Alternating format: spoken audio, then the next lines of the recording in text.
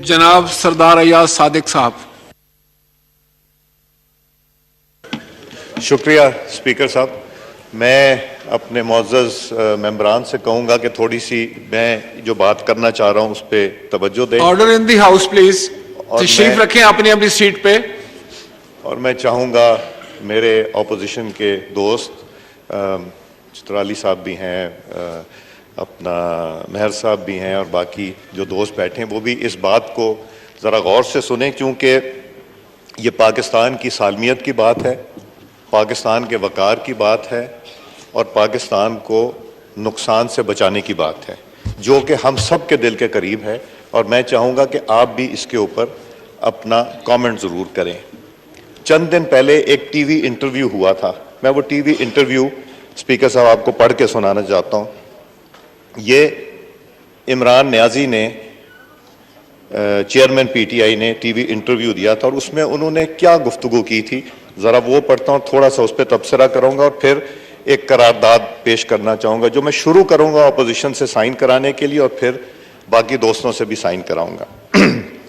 उन्होंने फरमाया था, अगर इस्टेब्लिशमेंट ने दुरुस्त फैसले ना किए तो मैं तहरीरी ज़मानत दे सकता हूँ कि पाक अफवाज ना सिर्फ बहैसियत इदारा तबाह हो जाएगी, जो कि ना सिर्फ काबिले मजम्मत है, मतलब वो पूरे इदारे की तबाही की बात कर रहे हैं सिर्फ अपने इक्तदार की सीट की खातिर। ये कितनी बदकिस्मती है इस मुल्क की कि एक जमात का लीडर ये कहता है कि इस्टेब्लिशमेंट में अगर दुरुस्त फैसले ना किए तो तहरीरी जमानत देता हूं कि पाक फौज ना सिर्फ बहैसियत इदारा तबाह हो जाएगी बल्कि पाकिस्तान की एटमी हैसियत खत्म हो जाएगी। यहूदियों से कनेक्शन खान साहब का और पाक अफवाज पे इल्जाम ये धर रहे हैं। इन्होंने किसने जैक गोल्डस्मिथ की जाके इलेक्शन कैंपेन की थी जो एक यहूदी है, और किसके खिलाफ? एक पाकिस्तानी मुसलमान सादिक के खिलाफ जो मेयर का इलेक्शन था। और ये बातें करते हैं कि पाकिस्तान की अफवाज जो है वो तबाह हो जाएगी और पाकिस्तान एटमी हैसियत खत्म हो जाएगी। इनको सोचने समझने से पहले, ये बात करने से पहले ये सोचना चाहिए था कि इक्तदार की हवस में इतना ज्यादा उनकी आंखें चुंधिया गई हैं, उन्होंने तो एक एक मिनट एक एक घंटा यहां इक्तदार अपने बचाने की खातिर, जब वोट ऑफ नो कॉन्फिडेंस हो गया, उसको तूल दी कि उनके खिलाफ वोट ऑफ नो कॉन्फिडेंस हो, उसमें दिन मिल जाए, घंटे मिल जाए, प्राइम मिनिस्टर सेक्रेटेरिएट और हाउस में आके बैठते रहे। ये इक्तदार इज्जत से मिलता है, इक्तदार पे कब्जा नहीं किया जाता। और फिर उस इक्तदार की खातिर जो अल्लाह ताला की देन है और अल्लाह ताला जब चाहे देता है और जब चाहे ले लेता है, ये अपनी अफवाज को, एटमी ताकत को तबाह और बर्बादी की तरफ देखना चाहते हैं। आगे सुनिए, ये कहते हैं कि पाकिस्तान की एटमी हैसियत खत्म हो जाएगी और मजीद ये पाकिस्तान के 3 टुकड़े हो गए। खुदा न खास्ता मेरे मुंह में खाक। और ये जितने लोग यहां बैठे हैं मेरे दोस्त, ये भी सोचते होंगे कि ये बयान देने से पहले कम से कम ये कहा होता कि अल्लाह ना करे, खुदा ना खास्ता। मगर फिर मैं कहता हूं स्पीकर साहब, ये इक्तदार की हवस इतनी ज्यादा है कि वो इतने बड़े 3 बातें कर गए कि नुकसान फौज को पहुंचेगा, अफवाज पाकिस्तान को, जो सरहदों की हिफाजत करते हैं, जिन्होंने दहशतगर्दी में बेशुमार जानों का नजराना दिया, और पाकिस्तान की एटमी ताकत जिसको जुल्फिकार अली भुट्टो ने बुनियाद रखी और नवाज शरीफ ने पाए तकमील तक राय, उसको भी ये देना चाहते हैं। अब तो मुझे ये भी फिक्र हो गई है कि पता नहीं इन्होंने दुनिया में जाके किस किस को वो सीक्रेट्स दे दिए हैं जो कि हमें नहीं देने चाहिए। फिर कहते हैं पाकिस्तान का टुकड़े हो जाएंगे। आपको याद है एक जमाने में एक नक्शा फिरता था कि पाकिस्तान के इतने हिस्से होंगे। ये तो वो बातें कर रहे हैं। ये तो लगता है कि वो तहरीर इन्होंने की थी, वो नक्शे इन्होंने बनाए थे, इमरान नियाजी ने बनाए थे। ये बातें करने से पहले उनको सोचना चाहिए। अब मैं आज ये सोचता हूं جب کہتے تھے کہ آئی ایم ایف پہ جانے سے پہلے مجھے خودکشی کر لینی چاہیے. خودکشی گناہ ہے, جرم ہے, کوئی معافی نہیں. مگر کاش انہوں نے خودکشی کر لی ہوتی, آئی ایم ایف کے پاس نہ گئے ہوتے اور یہ بیان دینے سے پہلے بھی خودکشی کر لی ہوتی. اسپیکر صاحب, یہ کہاں سیاست پاکستان کی جا رہی ہے؟ یہ وہ الفاظ ہیں, یہ وہ بیانات ہیں جو ہر پاکستانی کے دل پہ تیر کی طرح چبھتے ہیں. یہ وہ بیانات ہیں جس سے ہر پاکستانی کو تشویش ہوتی ہے کہ یہ کس طرح کے بیان تو یہ دینا چاہیے تھا کہ افواج پاکستان اپنی ذمہ داری پوری کرے گی. وہ چاہتے ہیں کہ افواج پاکستان ان کی تابع ہو جائے. اگر وہ نہ ہو تو پھر وہ باتیں کریں جو انہوں نے اب کی. ایٹمی طاقت کی بات کرتے ہیں, یہاں تو پورا پاکستان ایٹمی طاقت کی دفاع کے لیے کھڑا ہونے کو تیار ہے, اور وہ کہتے ہیں کہ ایٹمی طاقت نہیں رہے گی. پھر وہ بات کرتے ہیں, خدا نہ خواستہ میرے منہ میں خاک, کہ پاکستان کے 3 ٹکڑے ہو جائیں گے. انہوں نے 3 کی فگر کہاں سے لے کے آئی؟ یہ پرانے نقشے جو انہوں نے وہاں بیٹھ کے بنائے تھے. اور پھر مجھے یاد آتا ہے حکیم سعید نے جو اپنی کتاب میں لکھا, انہوں نے کہا کہ یہ آئے گا, جس ایجنڈے پہ آئے گا یہ پاکستان کو خدا نخواستہ نقصان پہنچانے کے لیے آئی. حکیم سعید کی کتاب آج سے 20 سال پرانی. پروفیسر اسرار نے کیا کہا تھا کہ یہ یہودی ایجنڈے پہ عمران خان پاکستان آئے گا. پروفیسر اسرار کو تو نہیں پتا تھا, کسی کو اس زمانے میں یہ نہیں پتا تھا کہ عمران خان بھی کبھی اقتدار میں آئے گا.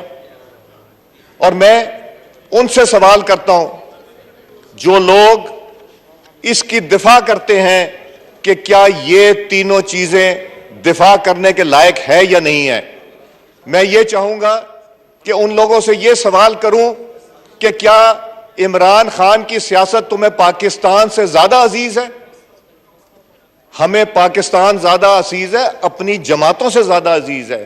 ہمیں اپنے قائدین, ہمیں اپنی جماعتیں بہت عزیز ہیں, مگر اسلام کے مذہب سے اور پاکستان سے زیادہ کوئی چیز مقدم نہیں.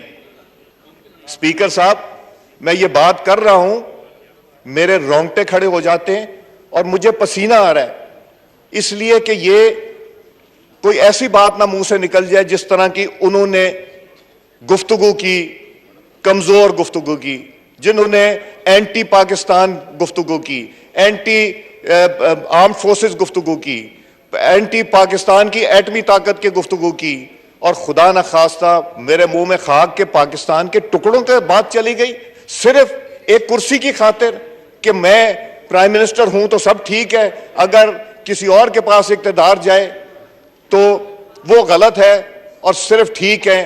کبھی یہ ایک لیٹر کی بات کرتے ہیں, کبھی یہ کوئی اور چیز چلاتے ہیں, ہر ہفتے ان یو ٹرن لے کے کوئی نئی چیز لانے کی کوشش کرتے ہیں.